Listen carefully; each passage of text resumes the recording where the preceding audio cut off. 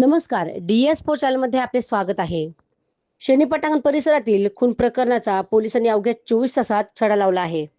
दिनांक 14 एप्रिल रोजी रात्री 11 वाजेच्या सुमारास येवला शहरातील शनी पटांगण परिसरात एक तरुण रक्ताच्या थारोळ्यात पडल्याची धक्कादायक माहिती पोलिसांना मिळाली होती. पोलिसांनी घटनास्थळी धाव घेतली असता या तरुणाचा डोक्यात दगड घालून निगरून खून करण्यात आल्याचे समोर आले.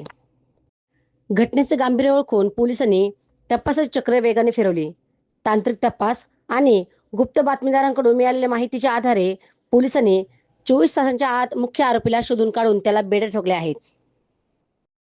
ही यशस्वी कारवाई पोलीस निरीक्षक योगेश घोरपडे, सहाय्यक पोलीस निरीक्षक सागर कोते, पोलीस कॉन्स्टेबल सतीश मोरे, जनार्दन दळवी, महिला पोलीस शिपाई मृणाल ठाकरे आणि सोनिया गरुड यांच्या पथकाने केली आहे. पोलिसांच्या या तत्परतेमुळे नागरिकांमधून समाधान व्यक्त होत आहे. डी-एस मराठी न्यूजसाठी दीपक सोनवणे, येवला. दिनांक 14 एप्रिल 2026 रोजी रात्री मिरवणुका सुरू असताना आम्हाला एका इस्मानं मिरवणुकीमध्ये येऊन सांगितलं की शनी पटांगण येथे 2 इस्मांच्या वादातून एका इस्मानं दुसऱ्या इस्माच्या डोक्यात दगड टाकलेला आहे.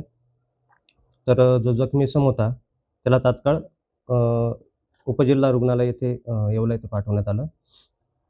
तिथे उपचार करून पुढील उपचारासाठी त्याला नाशिक सिव्हिल हॉस्पिटल येथे पाठवण्यात आलं.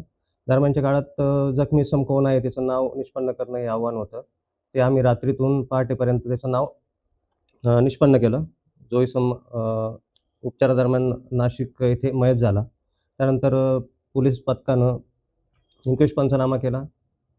PM करण्यात आलं. तेथील त्याचा जो भाऊ होता, भावाचा जबाब नोंद करून FIR दाखल करण्यात आली. आरोपीचं नाव निष्पन्न झालं होतं रात्रीतून. मग ते इसमाला ताब्यात घेण्यात आलं आणि चौकशी करून त्याचा गुन्ह्यात सहभाग निष्पन्न झाल्याने त्यास अटक करण्यात आली. तर जो इसम आहे आरोपी त्याचं नाव गौरव राजू घुसर, वय 29 वर्ष, राहणार सुंदरनगर येवला. यास आम्ही ह्या गुन्ह्यामध्ये अटक केलेलं आहे. त्याच्यावर पूर्वी एक चोरीचा गुन्हा या पोलीस स्टेशन येथे नोंद आहे. तर आज न्यायालयात त्याला घेऊन गेलो होतो. तर न्यायालयाने त्याला 20 तारखेपर्यंत पोलीस कस्टडी दिलेलं आहे. पुढील तपास मी स्वतः करतो. आरोपी आम्ही 24 तासामध्ये आरोपीला अटक केलेली आहे.